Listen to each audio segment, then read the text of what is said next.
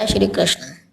आज हम श्रीमद् भगवत गीता में अध्याय 6 ध्यान योग में आगे बढ़ते हैं।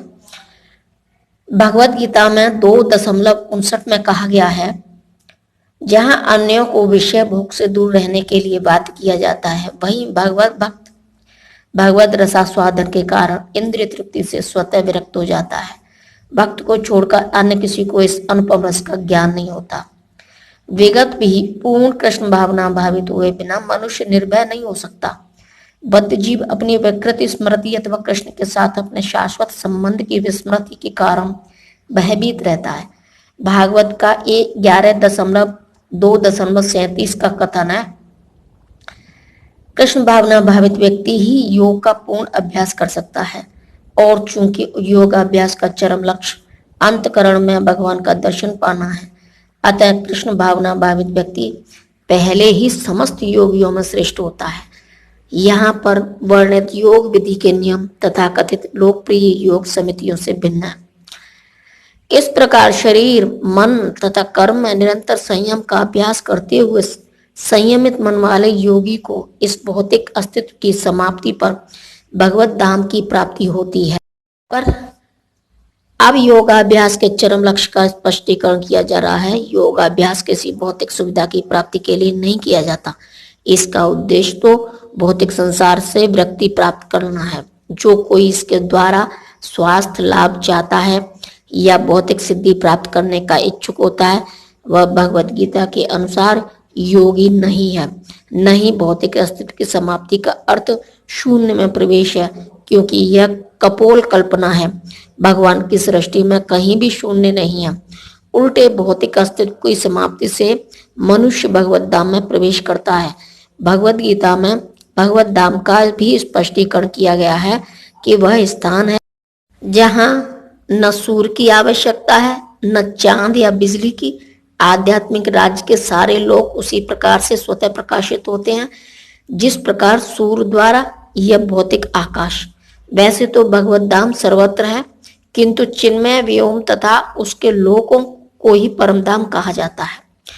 एक पूर्ण योगी जिसे भगवान कृष्ण का पूर्ण ज्ञान है, जैसा कि यहाँ पर भगवान ने स्वयं कहा है, वास्तविक शांति प्राप्त कर सकता है और अंत तो गत्वा कृष्ण लोक या गोलोक वृंदावन को प्राप्त होता है। ब्रह्म संहिता में 5.37 में स्पष्ट उल्लेख है, गोलोक यद्यपि भगवान सदैव अपने धाम में निवास करते हैं जिसे गोलोक कहते हैं, तो भी वे अपनी परा आध्यात्मिक शक्तियों के कारण सर्वव्यापी ब्रह्मा तथा अंतर्यामी परमात्मा है। कोई भी कृष्ण तथा विष्णु रूप में उनके पूर्ण विस्तार को सही सही जाने बिना वैकुंठ में या भगवान के नित्य धाम यानी कि गोलोक वृंदावन में प्रवेश नहीं कर सकता। अतः कृष्ण भावना भावित व्यक्ति ही पूर्ण योगी है, क्योंकि उसका मन सदैव कृष्ण के कार्यकलापों में तल्लीन रहता है।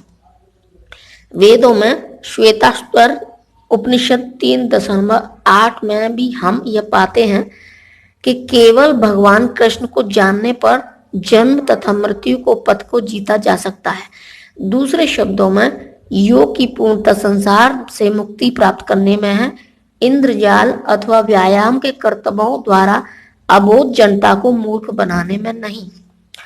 हे अर्जुन, जो अधिक खाता है या बहुत कम खाता है, जो अधिक सोता है अथवा जो पर्याप्त नहीं सोता, उसके योगी बनने की कोई संभावना नहीं है। तात्पर्य, यहाँ पर योगियों के लिए भोजन तथा नींद के नियमन की संस्तुति की गई है। अधिक भोजन का अर्थ है शरीर तथा आत्मा को बनाए रखने के लिए आवश्यकता से अधिक भोजन करना। मनुष्य को मांसाहार करने की आवश्यकता नहीं है, क्योंकि प्रचुर मात्रा में अन्न, शाक, फल तथा दुग्ध उपलब्ध है। ऐसे सादे भोज्य पदार्थ भगवत गीता के अनुसार सतोगुणी माने जाते हैं। मांसाहार तो तमोगुणियों के लिए है। अतः जो लोग मांसाहार करते हैं, मद्यपान करते हैं, धूम्रपान करते हैं और कृष्ण को भोग लगाए बिना भोजन करते हैं, वे पाप कर्मों का भोग करेंगे, क्योंकि वे केवल दूषित वस्तुएं खाते हैं। जो व्यक्ति इंद्रिय सुख के लिए खाता है या अपने लिए भोजन बनाता है किंतु कृष्ण को भोजन अर्पित नहीं करता, वह केवल पाप खाता है। जो पाप खाता है और नियत मात्रा से अधिक भोजन करता है वह पूर्ण योग का पालन नहीं कर सकता। सबसे उत्तम यही है कि कृष्ण को अर्पित भोजन के उच्चिष्ट भाग को ही खाया जाए। कृष्ण भावना भावित व्यक्ति कभी भी ऐसा भोजन नहीं करता जो इससे पूर्व कृष्ण को अर्पित न किया गया हो। अतः केवल कृष्ण भावना भावित व्यक्ति ही योगाभ्यास में पूर्णता प्राप्त कर सकता है। नहीं ऐसा व्यक्ति कभी योग का अभ्यास कर सकता जो कृत्रिम उपवास की अपनी विधियां निकालकर भोजन नहीं करता। कृष्ण भावना भावित व्यक्ति शास्त्रों द्वारा अनुमोदित उपवास करता है, न तो वह आवश्यकता से अधिक उपवास रखता है, न ही अधिक खाता है। इस प्रकार वह योग अभ्यास करने के लिए पूर्णतः योग्य है। जो आवश्यकता से अधिक खाता है वह सोते समय अनेक सपने देखेगा, अतः आवश्यकता से अधिक सोएगा। मनुष्य को प्रतिदिन 6 घंटे से अधिक नहीं सोना चाहिए। जो व्यक्ति 24 घंटों में से 6 घंटों से अधिक सोता है वह अवश्य ही तमोगुणी है। तमोगुणी व्यक्ति आलसी होता है और अधिक सोता है। ऐसा व्यक्ति योग नहीं साध सकता।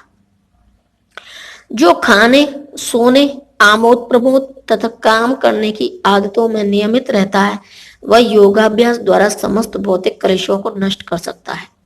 तात्पर्य खाने, सोने, रक्षा करने तथा मैथुन करने में जो शरीर की आवश्यकता है अति करने से योगाभ्यास की प्रगति रुक जाती है। जहां तक खाने का प्रश्न है इसे तो प्रसादम या पवित्रीकरण भोजन के रूप में नियमित बनाया जा सकता है। भगवत गीता 9.26 के अनुसार भगवान कृष्ण को शाक, फूल, फल, अन्न, दुग्ध आदि भेंट किए जाते हैं। इस प्रकार एक कृष्ण भावना भावित व्यक्ति को ऐसा भोजन न करने का स्वतः प्रशिक्षण प्राप्त रहता है जो मनुष्य के खाने योग्य नहीं होता या कि सतोगुणी नहीं होता।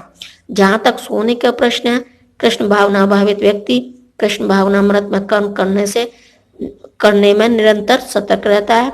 अतः निंद्रा वह व्यर्थ समय नहीं गवाता। व्यर्थम कालत्वम कृष्ण भावना भावित व्यक्ति अपना 1 मिनट का समय भी भगवान की सेवा के बिना नहीं बिताना चाहता। अतः वह कम से कम सोता है। इसके आदर्श श्रील रूप गोस्वामी हैं जो कृष्ण की सेवा में निरंतर लगे रहते थे और दिन भर में 2 घंटे से अधिक नहीं सोते थे और कभी कभी तो उतना भी नहीं सोते थे। ठाकुर हरिदास तो अपनी माला में 3 लाख नामों का जप किए बिना न तो प्रसाद ग्रहण करते थे और न सोते थे। जहां तक कार्य का प्रश्न है कृष्ण भावना भावित व्यक्ति ऐसा कोई भी कार्य नहीं करता जो कृष्ण से संबंधित न हो। इस प्रकार उसका कार्य सदैव नियमित रहता है और इंद्रिय तृप्ति से अदूषित। चूंकि कृष्ण भावना भावित व्यक्ति के लिए इंद्रिय तृप्ति का प्रश्न ही नहीं उठता, अतः उसे तनिक भी भौतिक अवकाश नहीं मिलता। चूंकि वह अपने कार्य, वचन, निंद्रा, जागृति तथा अन्य सारे शारीरिक कार्यों में नियमित रहता है, अतः उसे कोई भौतिक दुख नहीं सताता। जय श्री कृष्ण।